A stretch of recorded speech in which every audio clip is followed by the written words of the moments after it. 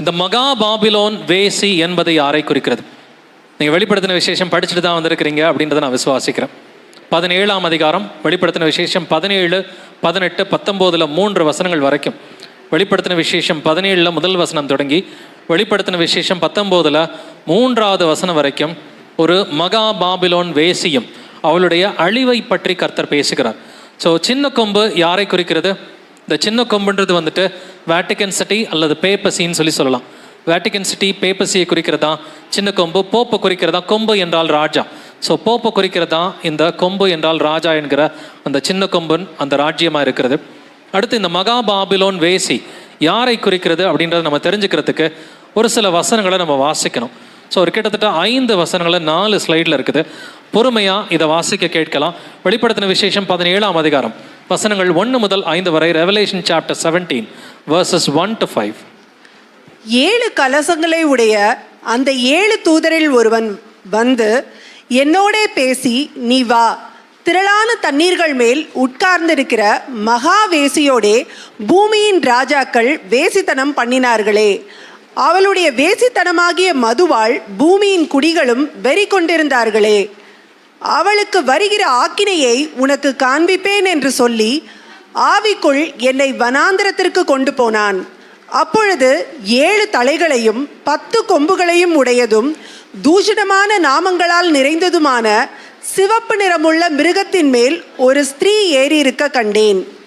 அந்த ஸ்திரீ இரத்தாம்பரமும் சிவப்பான ஆடையும் தரித்து பொன்னினாலும் இரத்தினங்களினாலும் முத்துக்களினாலும் சிங்காரிக்கப்பட்டு தன் வேசித்தனமாகிய அருவருப்புகளாலும் அசுத்தத்தாலும் நிறைந்த பொற்பாத்திரத்தை தன் கையிலே பிடித்திருந்தாள்.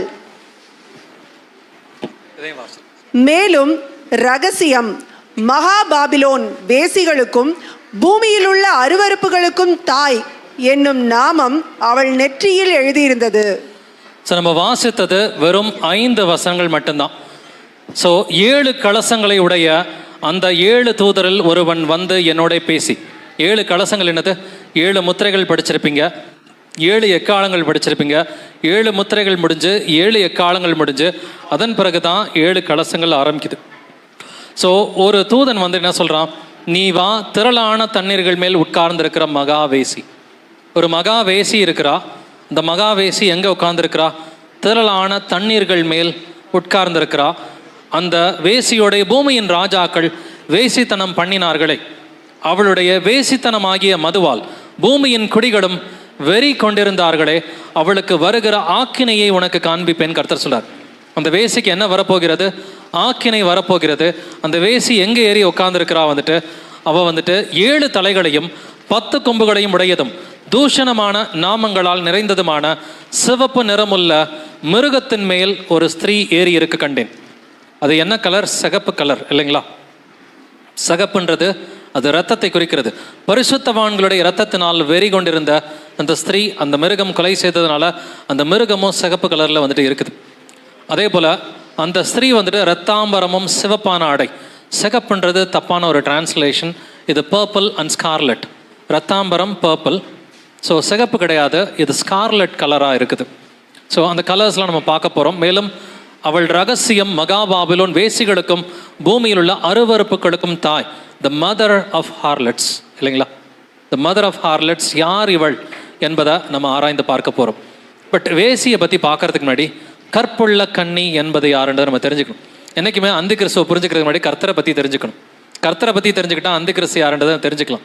பிசாசனுடைய தந்திரங்களை தெரிஞ்சுக்கணும்னா, கர்த்தரை பற்றி தெரிஞ்சுக்கிட்டோம்னாக்கா பிசாசனுடைய தந்திரம் ஈஸியாகவே நமக்கு தெரிஞ்சிடும். ஸோ கற்புள்ள கன்னிகை என்பது இயேசு கிறிஸ்துவின் மணவாட்டி சபையை குறிக்கிறது இல்லைங்களா? கற்புள்ள கன்னிகை என்பது இயேசு கிறிஸ்துவின் மணவாட்டி சபை. Virgin means the church of Jesus Christ இல்லைங்களா? இதை பற்றி ஒரு வசனம் வாசிக்கலாம். 2 கொரிந்தியர் 11:2 வாசிக்கலாம். 2 Corinthians 11:2. நான் உங்களை கற்புள்ள கன்னிகையாக கிறிஸ்து என்னும் ஒரே புருஷனுக்கு ஒப்புக்கொடுக்க நியமித்தபடியால் உங்களுக்காக தேவ வைராக்கியம் கொண்டிருக்கிறேன். உங்களை கற்புள்ள கன்னியாக கிறிஸ்து என்னும் ஒரே புருஷனுக்கு ஒப்புக்கொடுக்க நியமித்தபடியால் உங்களுக்காக தேவ வைராக்கியம் கொண்டிருக்கிறேன். ஸோ கற்புள்ள கன்னி என்பது யாரை குறிக்கிறது? இது கொரிந்து சபை, அதாவது எல்லா சபைகளும் என் சபையின் கர்த்தர் சொல்லார், என் சபையை இந்த பாறையின் மேல் கட்டுவேன். ஸோ இயேசு கிறிஸ்துவின் சபைக்கு பேர் என்னது? கற்புள்ள கன்னி, இல்லைங்களா? அப்போ கற்புள்ள கன்னினா இயேசு கிறிஸ்துவின் சபை என்றால் மகாவேசி என்பது யாரை குறிக்கும்? அதையும் நம்ம தெரிஞ்சுக்கலாம். அதுக்கு முன்னாடி இன்னும் கற்புள்ள கன்னிக்குரிய இன்னும் ஒரு சில வசனங்களை பார்க்கலாம். எபேசியர் 5:25 புருஷர்களே உங்கள் மனைவிகளில் அன்பு கூறுங்கள், அப்படியே கிறிஸ்துவும் சபையில் அன்பு கூர்ந்து. ஸோ எப்படி வந்துட்டு ஒரு குடும்பத்தில் ஒரு புருஷனும் மனைவியும் இருக்கிறாங்களோ அதே மாதிரி தான் சபையில் இயேசு கிறிஸ்துவும் சபையும் கணவனும் மனைவியுமாக இருக்கிறார்கள் என்று கர்த்தர் எழுதி வைத்திருக்கிறார். ஸோ கற்புள்ள கன்னி என்பது மணவாட்டி சபையை குறிக்கிறது. So virgin means it's the church of Jesus Christ. ஏசாயா 62:5 பழைய ஏற்பாட்டில் வந்துட்டு இஸ்ரவேல் தேசத்தை கர்த்தர் இப்படி தான் எதிர்பார்த்தார், நீ கற்புள்ள கன்னியாக இருக்கணும் அப்படின்னு சொல்கிறார். மணவாளன் மணவாட்டியின் மேல் மகிழ்ச்சியாக இருப்பது போல உன் தேவன் உன் மேல் மகிழ்ச்சியாக இருப்பார். பட் இஸ்ரவேல் கீழ்ப்படியாதப்ப கர்த்தர் என்ன சொன்னார்? எப்படி இருந்த நகரம் இப்படி வேசியாய் போயிற்றே அப்படிங்கிறார். இஸ்ரவேல் கீழ்ப்படிஞ்சப்ப மணவாட்டி அப்படின்னு சொல்கிறார். இஸ்ரவேல் கீழ்ப்படியாதப்ப எப்படி இருந்த நகரம் இப்படி வேசியாய் போயிற்றே, கல்லோடும் மரத்தோடும் விபச்சாரம் பண்ணினாயேன்னு கர்த்தர் சொல்கிறார். அப்படின்னா கற்புள்ள கன்னியாக இருந்தாக்க கர்த்தர் வந்துட்டு ரொம்ப மெச்சிக்குவார். இல்லை கர்த்தரை விட்டு விலகி போயிட்டாக்க கர்த்தர் வந்துட்டு வேசின்னு சொல்கிறதுக்கும் தயங்க மாட்டார். ஸோ கற்புள்ள கன்னி என்பது இயேசுவுக்கு பிரியமான சபை என்றால், வேசி என்பது சிலை வழிபாடு செய்யும் சபை. ஏன்னா பழைய ஏற்பாட்டில் வேசித்தனம் என்பது சிலை வழிபாடுங்க. ஃபிசிக்கல் வேசித்தனம் மட்டும் இல்லை, ஆவிக்குரிய வேசித்தனம் என்பது. ஸோ ஸ்பிரிச்சுவல் ஹார்லட்ரி எதுன்னு பார்த்தீங்கன்னாக்க சிலை வழிபாடு தான் ஸ்பிரிச்சுவல் ஹார்லட்ரி, ஆவிக்குரிய வேசித்தனமாக இருக்கிறது. வாசிக்கலாம் ஏசாயா 1:21. ஐசாயா 1:21. உண்மையுள்ள நகரம் எப்படி வேசியாய் போயிற்று. நகரம் வேசியா மாற முடியுமா? உண்மையுள்ள நகரம் எது? எருசலேம் நகரம். எருசலேம் நகரத்தின் குடிகள் கீழ்ப்படியாமல் போனப்ப, யூதர்கள் கீழ்ப்படியாமல் போனப்ப கர்த்தர் என்ன சொல்றாரு? உண்மையுள்ள நகரம் எப்படி வேசியாய் போயிற்று. ஸோ எருசலேம் நகரத்தில் இருந்த யூதர்கள் எல்லாருமே என்ன பண்ணாங்க? சிலை வழிபாடு செய்ய ஆரம்பிச்சாங்க. சிலை வழிபாடு செஞ்சதுனால எப்படி வேசியாய் போயிட்டுன்னு சொல்லி கர்த்தர் வந்துட்டு இஸ்ரவேல் தேசத்தில் இருந்த அந்த எருசலேம் நகரத்தை வேசி என்று அழைக்கிறார். இது ஆவிக்குரிய முறையில் வேசி என்று கர்த்தர் அழைக்கிறார். வாசிக்கலாம் எரேமியா 3:9. பிரசித்தமான அவளுடைய வேசித்தனத்தினாலே தேசம் தீட்டுப்பட்டு போயிற்று, கல்லோடும் மரத்தோடும் விபச்சாரம் பண்ணி கொண்டிருந்தாள் என்றார். பிரசித்தமான அவளுடைய வேசித்தனத்தினாலே தேசம் தீட்டுப்பட்டு போயிற்று. ஸோ இஸ்ரவேலுடைய வேசித்தனத்தினால இஸ்ரவேல் தேசம் தீட்டுப்பட்டு போயிட்டு கல்லோடும் மரத்தோடும் விபச்சாரம் பண்ணி கொண்டிருந்தார். யோசிச்சு பாருங்க, இஸ் இட் பாசிபிள்? கல்லோடும் மரத்தோடும் விபச்சாரம் பண்ண முடியுமா?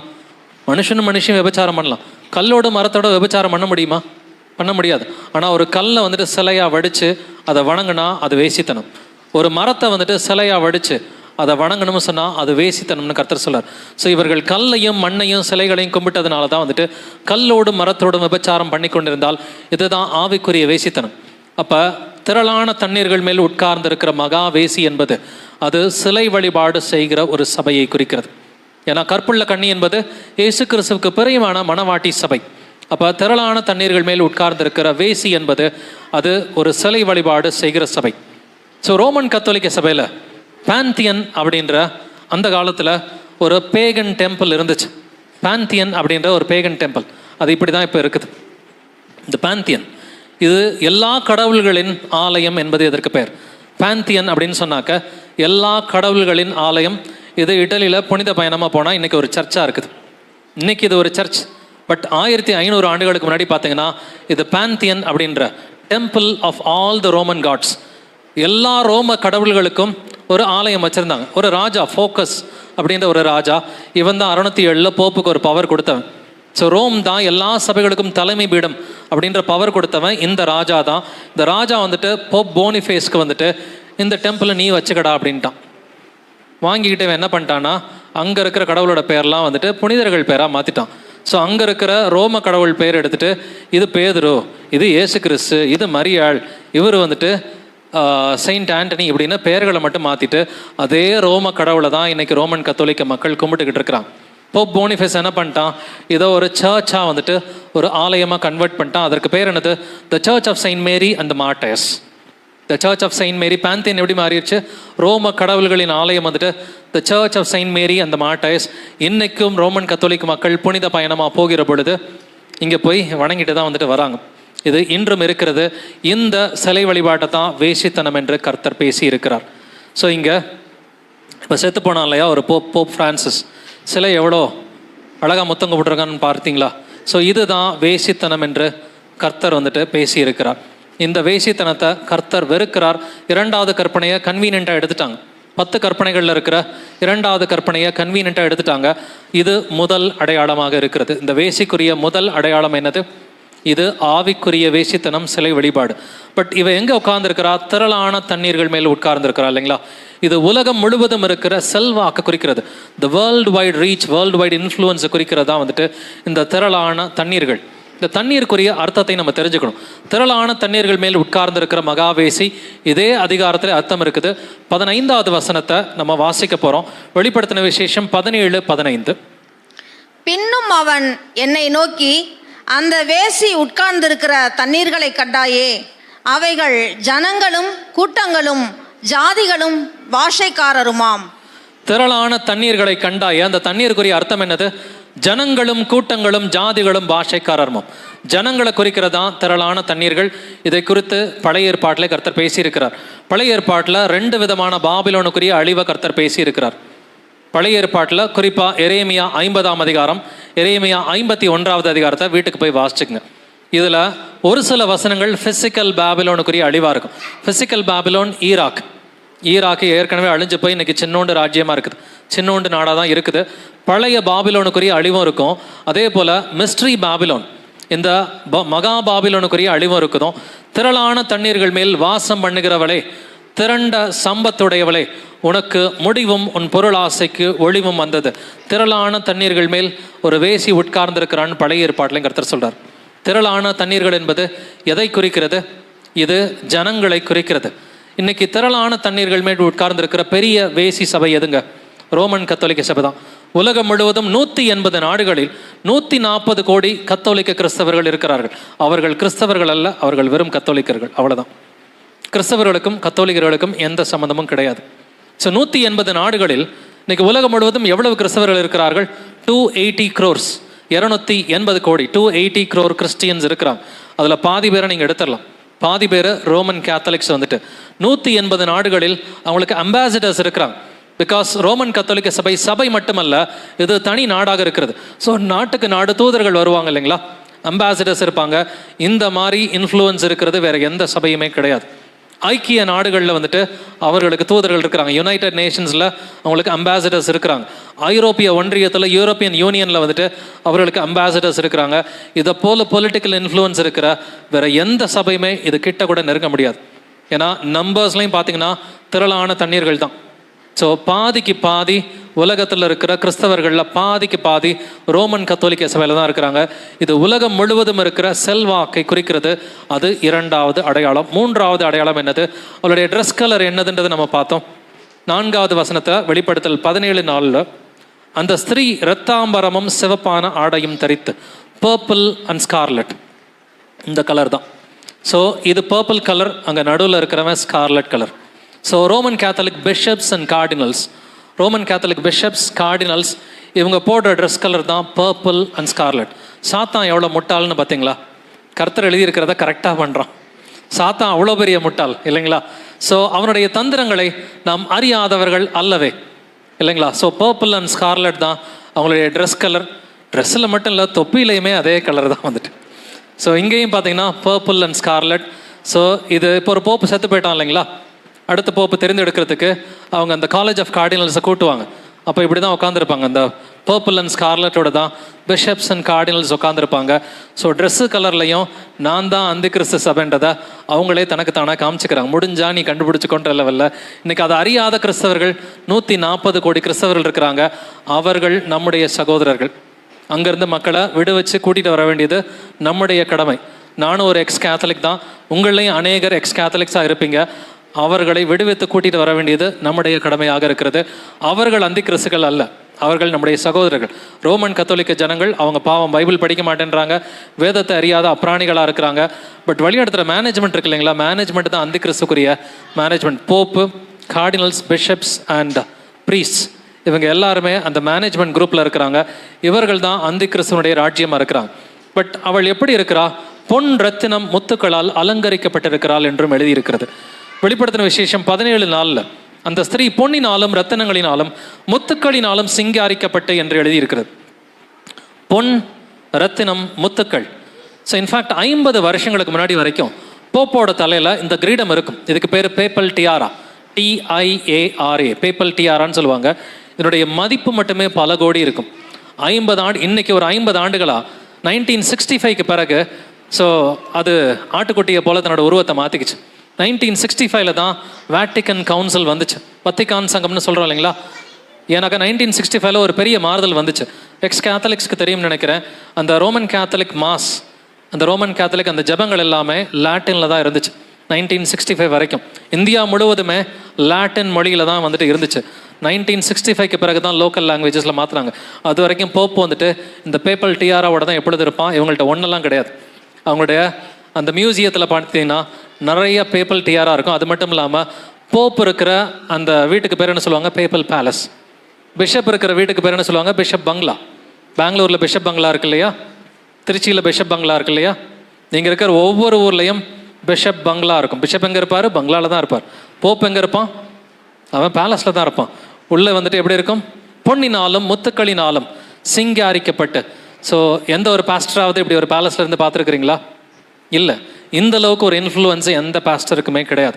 140 கோடி ஜனங்களுடைய இன்ஃப்ளூயன்ஸ், அவ்வளவு கோடிக்கணக்கான பணங்களுடைய அந்த இன்ஃப்ளூயன்ஸ் வந்துட்டு இருக்கிற ஒரே ஒரு சபை ரோமன் கேத்தலிக் சர்ச் மட்டும்தான்.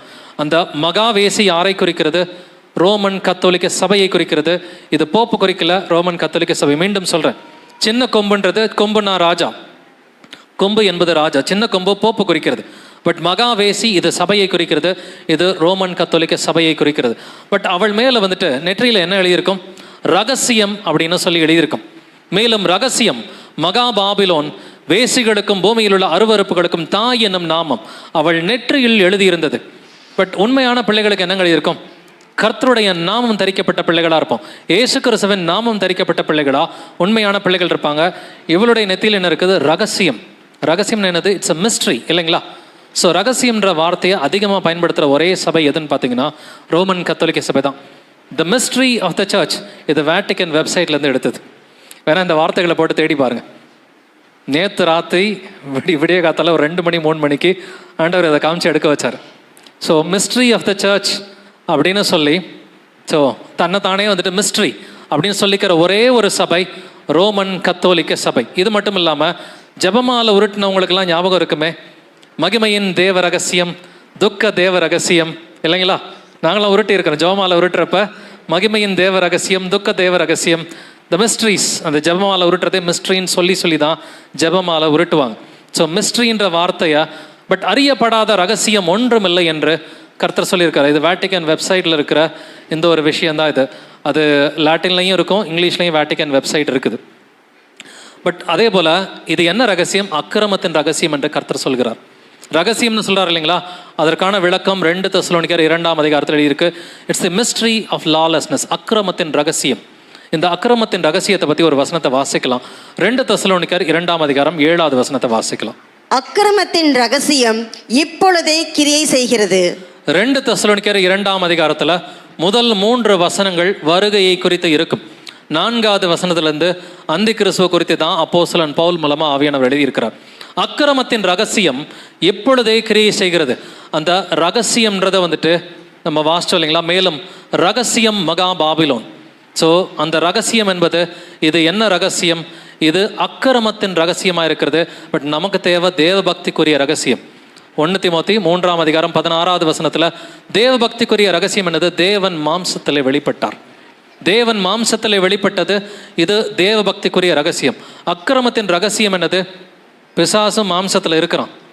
பிசாசு மாம்சத்தில் இருந்து அந்த மாம்சத்துக்கு பேர் என்னது, போப், ஆன்டி கிரைஸ்ட்னு சொல்கிறோம் இன்னைக்கு. Antichrist, but it's a succession of men அப்படின்றதே பார்க்க போகிறோம். அந்தி கிறிஸ்து ஒருவன் அல்ல என்கிற இந்த மித்தையை நம்ம உடைக்கணும். அந்தி கிறிஸ்து ஒருவன் அல்ல, ஒருவனை எதிர்பார்க்க வச்சதே ரோமன் கத்தோலிக்க சபை தான். அந்தி கிறிஸ்து ஒருவன்னு சொல்லி இன்னைக்கு ஊரையே வந்துட்டு 500 வருஷமாக ஏமாத்தி இருக்கிற சபை ரோமன் கத்தோலிக்க சபை தான். அந்தி கிறிஸ்து ஒருவன் அல்ல என்பதையும் நாம் பார்க்க போகிறோம். ஸோ இது மிஸ்ட்ரி ஆஃப் லாலெஸ்னஸ், அக்கிரமத்தின் ரகசியம். அதே போல் அவள் வேசிகளுக்கும் பூமியில் உள்ள அருவருப்புகளுக்கும் தாய் அப்படிங்கிறதையும் வாசித்தோம் இல்லைங்களா. அவள் யாருக்கு தாய் வந்துட்டு? வேசிகளுக்கும் பூமியில் உள்ள அருவருப்புகளுக்கும் தாய். தன்னை தாய் சபைன்னு சொல்லிக்கிற ஒரே சபை அது ரோமன் கத்தோலிக்க சபை இல்லைங்களா? ரோமன் கத்தோலிக்க சபையில் பார்த்தீங்கன்னா குறிப்பாக ஐரோப்பாவில் வந்துட்டு பார்த்தீங்கன்னா த மாதர் எக்லீசியான்னு சொல்லி எழுதியிருக்கு. எக்லீசியானா சர்ச், மாதர் மதர் சர்ச். மதர் சர்ச்ன்னு சொல்லிக்கிற ஒரே ஒரு சபை. ஸோ நிறைய இடத்துல ஐரோப்பாவில் வந்துட்டு எழுதியிருக்கோம் மாதர் எக்லீசியா, தி மதர் சர்ச், லாட்டினில் வந்துட்டு எழுதியிருப்பாங்க. ஸோ தன்னை வந்துட்டு மதர்னு சொல்லிக்கிற கர்த்தர் கற்புள்ள கண்ணியாக இருந்தார். இவங்க எப்போ மதர் ஆனாங்கன்னு தெரியல இல்லைங்களா? ஸோ கர்த்தர் எதிர்பார்க்கறது கற்புள்ள கண்ணியை தான் எதிர்பார்க்குறார். அதனால தான் கர்த்தர் வந்துட்டு என்னை விட்டு நீ விலகி போயிட்ட, நீ வேசித்தனம் செய்கிறாய், அதனால் நீ வேசின்னு சொல்லி வந்துட்டு கர்த்தர் சொல்கிறார். பட் இவ சாதாரண வேசி இல்லை, பூமியில் உள்ள எல்லா வேசிகளுக்கும் தாய். இப்போ வேசி மகள்களும் இருக்கிறாங்க, வேசி தாய் மட்டும் இல்லை, வேசி மகள்களும் இருக்கிறாங்க. நிறைய வேசி சபைகள் இந்த காலகட்டத்தில் இன்னைக்கு பெருகி கொண்டு தான் இருக்கிறது. ஸோ கர்த்தர் இந்த வேசிகளுக்கும் பூமியில் உள்ள அருவருப்புகளுக்கும் தாய் என்கிற வார்த்தையை வந்துட்டு எழுதி வைத்திருக்கிறார். ஸோ கத்தோலிக்க சபை ஒன்று தான் வந்துட்டு சபைகளுக்கு தாய் என்பதை வந்துட்டு யூஸ் பண்ணுறாங்க. த மாதர் எக்லீசியா அப்படின்ற வார்த்தை இருக்கும். சபையின் தாய்மை அப்படின்றது த மதர்ஹுட் ஆஃப் த சர்ச் அப்படிங்கிறத வந்துட்டு வேட்டிக்கன் வெப்சைட்லேயே நீங்கள் தேடி பார்க்கலாம். Vatican வெப்சைட்லேயே the motherhood of the search அப்படின்ற வார்த்தைகளில் வந்துட்டு டைட்டில்ஸில் அவங்க பெரிய பெரிய பேராகிராஃப்ஸ்லாம் எழுதி வச்சுருக்கிறாங்க. ஸோ இவ்வளவு அடையாளங்கள் ஒத்து போகிறது. அது மட்டும் இல்லாமல் அவள் யாருனால வெறி கொண்டிருந்தாள் அப்படின்றத பார்த்தோம். அந்த ஸ்திரீ பரிசுத்தவான்களின் இரத்தத்தினாலும் இயேசுவனுடைய சாட்சிகளின் இரத்தத்தினாலும் வெறி கொண்டிருக்கிறதை கண்டேன். அவ இரத்தத்தினால் வெறி கொண்டிருக்கிறா. அவ ஏறி இருந்த மிருகத்தினுடைய அந்த கலர் என்னது? அது சிகப்பான மிருகம். அது பரிசுத்தவான்களுடைய இரத்தத்தினால வந்துட்டு வெறி கொண்டிருக்கிற ஸ்திரீ. அந்த மிருகத்தினுடைய கலரும் வந்துட்டு சிகப்பான கலராக தான் இருக்குது. இது நம்ம ஏற்கனவே தீர்க்கதரிசிகளை எப்படி இவள் கொலை செய்தால், எப்படி பரிசுத்தவான்களை கொலை செய்தார்கள் அப்படின்றத பார்த்தோம். வாசிக்கலாம் வெளிப்படுத்தின விசேஷம் 18:24. தீர்க்கதரிசிகளுடைய இரத்தமும் பரிசுத்தவான்களுடைய இரத்தமும் பூமியில் கொல்லப்பட்ட அனைவருடைய இரத்தமும் அவளிடத்தில் காணப்பட்டது என்று விளம்பினான். யாருடைய இரத்தமெல்லாம் இருந்துச்சு? தீர்க்கதரிசிகளுடைய இரத்தமும் பரிசுத்தவான்களுடைய இரத்தமும் பூமியில் கொல்லப்பட்ட அனைவருடைய இரத்தமும். பூமியில்னு சொன்னால் இங்கே ஐரோப்பான்னு சொல்லி அர்த்தம். ஏன்னா பூமின்ற வார்த்தைக்கு கிரேக்க பைபிளில் இங்கிலீஷில் வந்துட்டு புதிய ஏற்பாடு எழுதப்பட்டது இங்கிலீஷில், கிரேக்க பைபிளில் தான் எழுதப்பட்டிருக்கு இல்லைங்களா? கிரேக்க மொழியில். பழைய ஏற்பாடு ஹீப்ரு, புதிய ஏற்பாடு கிரீக் இல்லைங்களா? வெளிப்படுத்தின விசேஷம் எழுதப்பட்டதும் கிரீக்கில் தான் எழுதப்பட்டிருக்கு. ஸோ கிரேக்க மொழியில் பார்த்தீங்கன்னாக்கா இந்த பூமின்றதுக்கு 2 வார்த்தை இருக்குது. ஒன்று GEE அப்படின்ற ப்ரொனன்சியேஷனில் வந்துட்டு கீ அப்படின்னு வந்துச்சுன்னா அந்த லோக்கல் ரீஜன் ஒரு தனி நாடை குறிக்கிறது. பட் ஆய்க்குமெனே அப்படின்ற ஒரு வார்த்தை இருக்குது. இது உலகம் முழுவதையும் குறிக்கிற கிரேக்க வார்த்தை. ஸோ இங்கே பூமி முழுவதும் அப்படின்றது வந்துட்டு இங்கே கீ அந்த லோக்கல் ரீஜனில் ஐரோப்பாவில் கொல்லப்பட்ட பரிசுத்தவான்களை குறிக்கிறது. அவளிடத்தில் எல்லா பரிசுத்தவான்களுடைய இரத்தமும் காணப்பட்டது என்று எழுதியிருக்கிறது. வாசிக்கலாம் வெளிப்படுத்தின விசேஷம் 19:2. தன் வேசித்தனத்தினால் பூமியை கெடுத்த மகாவேசிக்கு அவர் நியாய தீர்ப்பு கொடுத்து தம்முடைய ஊழியக்காரரின் இரத்தத்திற்காக அவளிடத்தில் பழி வாங்கினாரே என்றார்கள். தம்முடைய ஊழியக்காரரின் இரத்தத்திற்காக கர்த்தர் பழி வாங்குகிற காலமாக இருக்கிறது. கடைசி 200 ஆண்டுகளுக்குரிய சரித்திரம் படித்து பார்த்தீங்கன்னா கர்த்தர் ரோமன் கத்தோலிக்க சபையை எப்படி பழி வாங்கி கொண்டிருக்கிறார் என்பதை நீங்கள் ஈஸியாக கண்டுபிடிச்சிடலாம். 1798 வந்துட்டு போப் அரெஸ்ட் பண்ணி ஜெயிலில் போட்டாங்க. 1866 பேப்பல் ஸ்டேட்ஸ் எல்லாமே இட்டாலியில் பிடுங்கிட்டாங்க. 1798 போப் அரெஸ்ட் பண்ணி ஜெயிலில் போட்டாங்க. 1866 ஒரு மேக்ஸிமம் 1870 பேப்பல் ஸ்டேட்ஸ்லாம் அபாலிஷ் ஆகி அவங்களுக்கு டைத்திங் எதுவும் தசமபாகம் வாங்கின சபை தான் ரோமன் கத்தோலிக்க சபை. ஸோ தசமபாகம் எல்லாமே அவங்களுக்கு கட் ஆகிடுச்சு.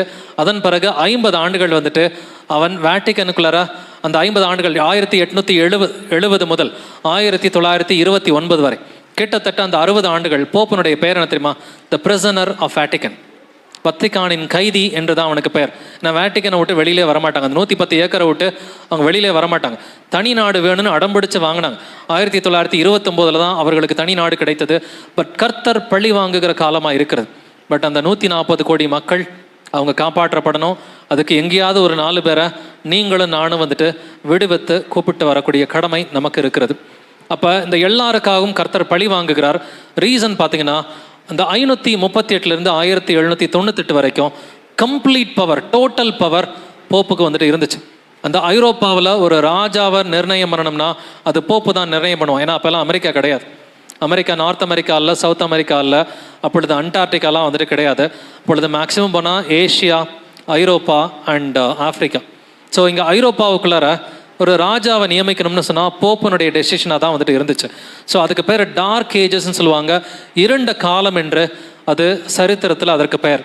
ஸோ இத்தனை ஆண்டுகள் லட்சக்கணக்கான கோடிக்கணக்கான உண்மை கிறிஸ்தவர்களை எதுக்காக பைபிளை டிரான்ஸ்லேட் பண்ணால் குத்தம், டிரான்ஸ்லேட் பண்ண பைபிளை வீட்டில் வச்சுருந்தா குத்தம், பைபிள் படி நடந்துக்கிட்டா குத்தம்னு சொல்லி அநேக பரிசுத்தவான்களை இவர்கள் எரித்து கொலை செய்தார்கள்.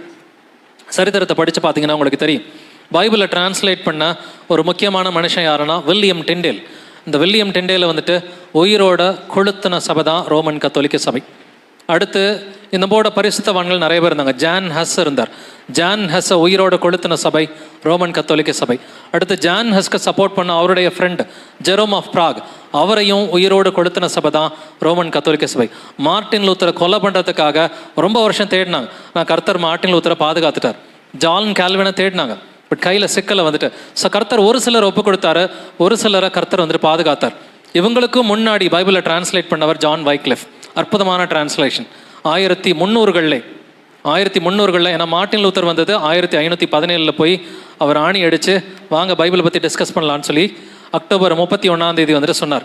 1517 1517 அக்டோபர் 31 ஒரு 95 தீசிஸ்ன்றதை நம்ம வேதத்தை ஆராய்ச்சி பண்ணி பார்க்கலான்னு சொன்னப்போ வந்த ரெஃபர்மேஷன் தான் இந்த ப்ரொட்டஸ்டன்ட் ரெஃபர்மேஷன். பட் அதுக்கும் ஒரு 150 வருஷத்துக்கு முன்னாடி இங்கிலீஷில் பைபிளை டிரான்ஸ்லேட் பண்ணவர் தான் ஜான் வைக்லிஃப். ஜான் வைக்லிஃப் அவர் பைபிளை டிரான்ஸ்லேட் பண்ணார். பிசாசுக்கு அது பிடிக்கல, ஆன்டி கிரைஸ்ட்டுக்கு அது பிடிக்கல. அவர் இறந்து போயிட்டார். நார்மலாக அவருடைய எலும்பை எடுத்து எரிச்சாங்க. பிசாசுக்கு அவ்வளோ கோபம். பைபிள் மட்டும் யார் கையிலாவது போயிடுச்சுன்னா, இன்னைக்கு உங்கள் கையிலையும் என் கையிலையும் பைபிள் இருக்கிற மாதிரி அந்த காலத்தில் யார் கையிலையும் பைபிள் கிடையாது. ஸோ அந்த காலத்தில் லாட்டினில் மட்டும்தான் இருந்துச்சு. லாட்டின் யாருக்குமே தெரியாத பாஷையாக இருந்துச்சு. மனப்பாட ஜபங்கள் தான் அந்த காலத்துலலாம். லாட்டின் யாருக்கும் தெரியாது. அப்படின்னா பைபிளே தெரியாமல் அவங்க கீழ்ப்படிஞ்சாங்க. யாருக்கு? அந்தி கிறிஸ்துவுக்கு கீழ்ப்படிஞ்சுக்கிட்டு இருந்தாங்க. பைபிள் யாருக்கெல்லாம், பைபிளுக்கு பேர் என்ன தெரியுமா? ப்ரொஹிபிட்டட் புக், வாசிக்க கூடாத புஸ்தகம். ஸோ லிஸ்ட் ஆஃப் ப்ரொஹிபிட்டட் புக்ஸ்ன்னு இருக்கும், அதில் பைபிளும் இருந்துச்சு. வாசிக்க கூடாத புஸ்தகங்கள் என்று ஒரு பெரிய பெயர் பட்டியல் வச்சுருந்தாங்க. மார்ட்டின் லூத்தர் எழுதின புஸ்தகங்கள், ஜான் கேன்வில் எழுதின புஸ்தகங்கள், அடுத்து ஜான் வைக்லிஃப் எழுதின புஸ்தகங்கள், இதெல்லாம் வாசிக்கக்கூடாது. அதோடு சேர்த்து இங்கிலீஷ் பைபிளும் வாசிக்கக்கூடாது என்று இங்கிலீஷ் பைபிள் எல்லாமே வந்துட்டு ப்ரொஹிபிட்டட் புக்ஸில் இருந்துச்சு. அந்த ஜான் வைக்லிஃபோட எலும்பை எடுத்து எரிச்ச சபை தான் ரோமன் கத்தோலிக்க சபை. இப்படி பரிசுத்தவான்களோட யுத்தம் செய்து ரோமன் கேத்தலிக் இன்குவிசிஷன், சித்திரவதை, படுகொலைகள், ஸ்பானிஷ் இன்குவிசிஷன் இதெல்லாமே பார்த்தோம். இதுக்கெல்லாம் போப் ஃப்ரான்சிஸ் மன்னிப்பு கேட்டான்.